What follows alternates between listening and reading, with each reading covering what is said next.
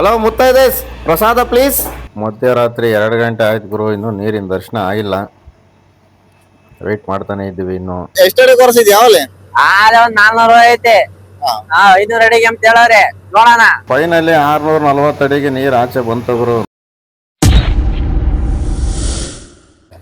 ಇವತ್ತು ಸ್ವಲ್ಪ ಬೇಗನೆ ಮಲ್ಕೊಂಡ್ಬಿಟ್ಟಿದ್ದೆ ನೈಟು. ಆಮೇಲೆ ಒಂದ್ ಹೊತ್ತಲ್ಲಿ ಎತ್ಕಿದಂಗೆ ಸೌಂಡ್ ಆಗೋಕ್ ಸ್ಟಾರ್ಟ್ ಆಯ್ತು. ಸಡನ್ಲಿ ಎದ್ಬಿಟ್ಟು ಏನಪ್ಪಾ ಇದು ಸೌಂಡ್ ಅಂತ ಅಂದ್ಬಿಟ್ಟು ಆಚೆ ಬಂದ್ ನೋಡಿದ್ರೆ ಬೋರ್ವೆಲ್ ಆಗ್ತಾ ಇದಾರೆ ನಮ್ಮ ಮನೆ ಎದುರುಗಡೆಯಲ್ಲಿ. ಸಡನ್ಲಿ ಸೌಂಡ್ ಕೇಳ್ಬಿಟ್ಟು ಸಾಕಾದ ಏನಪ್ಪ ಇದು ಅಂತ ಅಂದ್ಬಿಟ್ಟು ಬನ್ನಿ ಅಲ್ಲೇ ಹತ್ರ ಹೋಗ್ಬಿಟ್ಟು ನೋಡ್ಕೊಂಡ್ಬಿಟ್ಟು ಬರೋಣ. ನೋಡಿ ಕಾಣ್ತಾ ಇದೆ ನೋಡಿ ಬೋರ್ವೆಲ್ ರೀ. ಈ ವರ್ಷ ಮಳೆಗಾಲ ಸರಿಯಾಗಿ ಆಗಿಲ್ಲ ಗುರು. ಮಳೆ ಬಂದಿದ್ರೆ ಈ ತರ ಬೋರ್ವೆಲ್ ಎಲ್ಲ ಹಾಕೋ ಅವಶ್ಯಕತೆ ಇರ್ತಿರ್ಲಿಲ್ಲ. ಇರೋ ಬೋರ್ಗಳಲ್ಲೇ ನೀರು ಬರ್ತಾ ಇತ್ತು. ಮಳೆ ಇಲ್ಲದಕ್ಕೆ ಬೋರ್ವೆಲ್ ಗಾಡಿಗಳೆಲ್ಲ ಇಷ್ಟೊಂದು ಆಕ್ಟಿವ್ ಆಗ್ಬಿಟ್ಟಿದೆ ಇವಾಗ. ಆಲ್ರೆಡಿ ಪಾಯಿಂಟಲ್ಲಿ ಸೆಟ್ ಮಾಡಿಬಿಟ್ಟು ಕೊರಿತಾ ಇದ್ದಾರೆ. ಯಾವಾಗ ಬಂತು ಏನು ಎತ್ತ ಅಂತ ಅಂದ್ಬಿಟ್ಟು ನನಗೂ ಗೊತ್ತಿಲ್ಲ. ನಾನು ಫುಲ್ಲು ಟಯರ್ಡ್ ಆಗ್ಬಿಟ್ಟು ಮಲಗಿದ್ದೆ. ಇವಾಗ ಸೌಂಡಿಂದ ಎಚ್ಚರ ಆಗಿ ಆಚೆ ಬಂದಿದ್ದಾಯಿತು.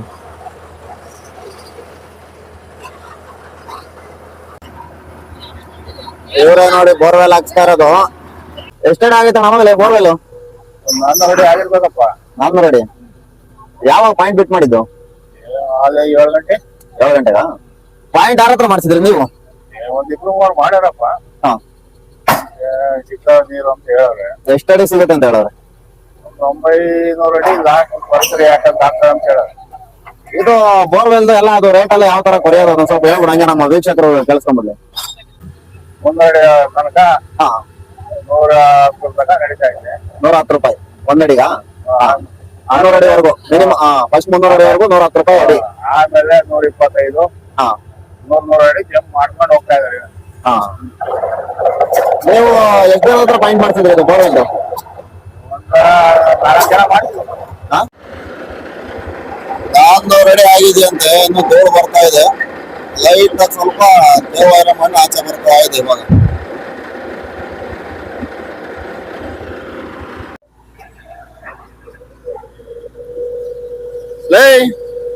ನಾವೇ ನೈಟ್ ಮಲಿಕೋಬೇಕು ಬೇಡ, ರಾತ್ರಿ ಎಲ್ಲ ಬೋರ್ ಹಾಕ್ಸ್ಕೊಂಡು ಇಲ್ಲೆಲ್ಲ ನಾಯ್ಸ್ ಪೊಲ್ಯೂಷನ್ ಮಾಡ್ತಾ ಇದ್ದೀರಿ. ಅತ್ತೆ ಗರ್ವೇ ಚಿಂತೆ ಅಂದ್ರೆ ಸೊಸೆಗೆ ಇನ್ನೇನೋ ಚಿಂತೆ ಅಂತೆ. ಬೆಂಡೆತ್ತು ಬಿಡ್ತೀನಿ ಇಡೀ ಇಕ್ಕೊಂಡು ನನ್ ಬಿಡಲ್ಲ. ನಮ್ಗಲ್ಲಿ ಅಡಿಕೆ ಗಿಡ ಸೀದೋಗ್ತಾ ಎಂಬ ಚಿಂತೆ, ನಿದ್ದೆ ಚಿಂತೆ ಆಗೈತೆ. ಅಡಿಕೆ ಗಿಡ ಚಿಂತೆ ಅಂದ್ರೆ ಬೆಳಗ್ಗೆ ಟೈಮ್ ಹಾಕ್ಸ್ಕೊಳ ಬೋರ್ ನೀನು ಸರ್ವತ್ನಾಗ ಒಂದ್ ನೈಟ್ ನಿದ್ದೆ ಕಡೆ ಏನಾಗಲ್ಲ. ಅಲ್ಲಿ ಅಡಿಕೆ ಗಿಡ ಸುಣ್ಗಾಯಿ ಆಗ್ತಾವೆ. ನಾವ್ಯಾರು ಹೇಳ್ಕೊಂಬ ನಮ್ ಪಾಡು. ಸುಣ್ಗಾಯಿ ಅಂದ್ರೆ ಸುಣ್ಗಾಯಿ ಅಂದ್ರೆ ಅಗ್ಲತ್ನ ಹಾಕ್ತಾಯ ನೀನು. ಏನೋ ಒಂದಿಷ್ಟು ಅಡ್ಜಸ್ಟ್ ಮಾಡ್ಕೊಳಪ್ಪ, ಏನಾಗಲ್ಲ. ನೈಟ್ ನಿದ್ದೆ ಅಂದ್ರೆ ಏನಾಗತ್ತೆ. ಎಷ್ಟಡಿ ಕೊರ್ಸಿದ್ ಯಾವಲೆ? ಒಂದ್ 400 ಐತೆ. 500 ಅಡಿಗೆ ಅಂತ ಹೇಳವ್ರೆ, ನೋಡೋಣ. 500 ಅಡಿ? 500 ಅಡಿಗೆ ಟಾರ್ಗೆಟ್ ಹೇಳಿರೋದೆ. ಟಾರ್ಗೆಟ್ ಲಾಸ್ಟ್ 900 ಅಂತ ಹೇಳವ್ರೆ, ನೋಡೋಣ ಏನಾಗುತ್ತೆ ಅಂತ. ಯಾರು ನೋಡ್ಬೇಕು, ಎಲ್ಲ ದೇವ್ರಿಗೆ ಬಿಟ್ಟಿದೀವಿ. ಗಾಡಿ ಕೂತ್ಕೊಂಡು ನೋಡಕ್ ನಾವು ಮಲಿಕ್ ಅಂತೀವಿ. ನೀವು ಬೋರ್ ಹಾಕ್ಸಿದ್ರೆ ಸೌಂಡ್ ಬರ್ದಂಗ ಹಾಕದ್ ಬಿಡಪ್ಪ ಬೋರ್. ಈ ರೀತಿಯಿಂದ ಯಾರು ಕಂಡು ಹಿಡಿದಿಲ್ಲ ಎಲೆಕ್ಟ್ರಿಕ್ ಮಿಷಿನ್. ಕಂಡು ಹಿಡ್ಬಿಟ್ರೆ ಅದೇ ದಸ್ಬಿಟ್ಟಿದ್ದೆ. ಏನ್ ಬೇಕಾಗಿಲ್ಲ, ಈಗ ಹೆಂಗ ನಡೀತಾ ಇದೆ. 150 ದಿವಸ ಅಡ್ಜಸ್ಟ್ ಮಾಡ್ಕೊಳ್ರಪ್ಪ. ಯಾರ ಲೇಬರ್ಸ್ ಎಲ್ಲ ನಾರ್ತ್ ಇಂಡಿಯನ್ಸ್ ಇರ್ಬೇಕು ಅನ್ಸುತ್ತೆ. ಏನ ಅಡಿಗೆ ಗಿಡಿಗೆ ಎಲ್ಲ ಮಾಡ್ಕೊಂಬಿಟ್ಟು ಎಲ್ಲ ಚೆನ್ನಾಗಿ ತಿನ್ಬಿಟ್ಟ ಇದಾರೆ. ನೋಡೋ ಟೀಗಿ ಏನೋ ಐತೆ, ನಾವು ಕುಡ್ಕೊಂಬಿಡೋಣ. ಓಡಾಡ್ಕೊಳೋದಕ್ಕೆ ಒಂದು 2 ವೀಲರ್ ಬರ ಇಟ್ಕೊಂಡಿದ್ದಾರೆ. ಒಂದ್ ಸಿಲಿಂಡ್ರು, ಒಂದು ಪೆಟ್ಟಿಗೆ, ಒಂದು ಸ್ಟವ್, ಏನೇನೋ ಇಟ್ಕೊಂಡ್ಬಿಟ್ಟ ಇದಾರಪ್ಪ. ಅವ್ರ ಅನುಕೂಲಕ್ಕೆ ಏನೇನ್ ಬೇಕೋ ಅದು ಇಟ್ಕೊಂಡಿದ್ದಾರೆ.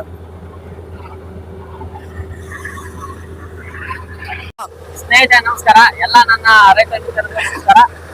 ಎಲ್ಲ ನಮ್ಮ ರೈತರಿಗೆ ಏನಂತ ಒಂದು ಕಿವಿ ಮಾತು ಏನಪ್ಪ ಹೇಳೋದಂದ್ರೆ, ಈಗ ಬೋರ್ವೆಲ್ ಹಾಕಿಸ್ತಿದ್ದೀರಾ ಅಂದ್ರೆ ದಯವಿಟ್ಟು ಒಂದು ಮುನ್ನೆಚ್ಚರಿಕೆ ಇರ್ಬೇಕು. ಏನ್ ಮುನ್ನೆಚ್ಚರಿಕೆ ಅಂದ್ರೆ, ಸಿಕ್ದವ್ರೆಲ್ಲ ಬಂದು ಕರ್ಕೊಂಡ್ಬಂದು ಪಾಯಿಂಟ್ ಮಾಡ್ಸಕ್ ಹೋಗ್ಬೇಡ್ರಿ. ಫಸ್ಟ್ ವಿಚಾರಿಸಿ, ಈ ಕರ್ಕೊಂಡ್ ಬರ್ತಿರೋ ವ್ಯಕ್ತಿ ಒಂದ್ 4-5 ಕಡೆ ಹೆಂಗ್ ಪಾಯಿಂಟ್ ಮಾಡಿದ್ದಾನೆ, ಎಷ್ಟು ಸಕ್ಸಸ್ ರೇಟ್ ಆಗಿ ಹೆಂಗಿದೆ ಅಂತ.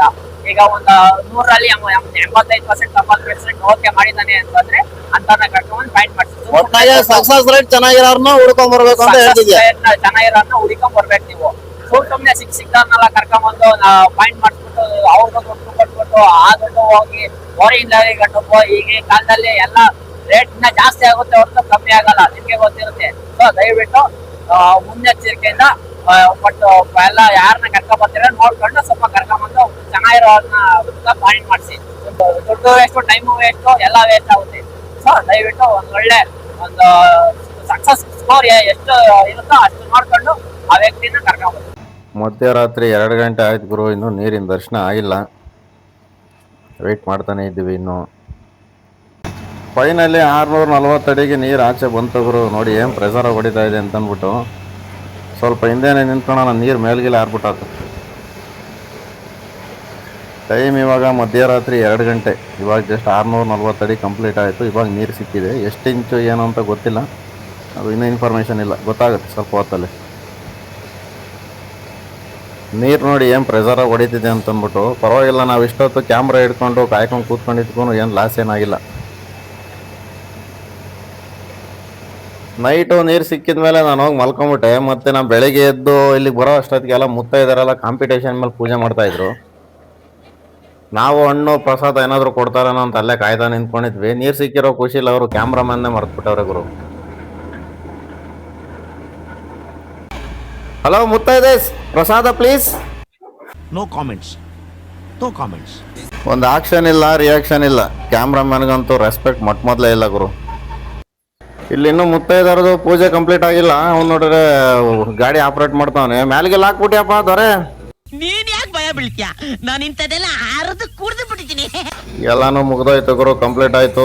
ಫೈನಲಿ ನಾವು ಇಲ್ಲಿಂದ ಹೊರಡೋ ಸಮಯ. ಹೋಗೋಕ್ಕೂ ಮುಂಚೆ ಒಂದು ಮಾತು, ಯಾರೆಲ್ಲ ಮೊದಲನೇ ಬಾರಿ ವಿಡಿಯೋ ನೋಡ್ತಿದ್ದೀರಾ ಅವರೆಲ್ಲ ದಯವಿಟ್ಟು ಸಬ್ಸ್ಕ್ರೈಬ್ ಮಾಡ್ಕೊಳ್ಳಿ. ಮತ್ತು ಯಾರೆಲ್ಲ ಸಬ್ಸ್ಕ್ರೈಬ್ ಮಾಡಿದ್ದೀರಾ ಅವರು ಲೈಕ್ ಕೊಟ್ಟು ಸಪೋರ್ಟ್ ಮಾಡೋದನ್ನು ಮರಿಬೇಡಿ.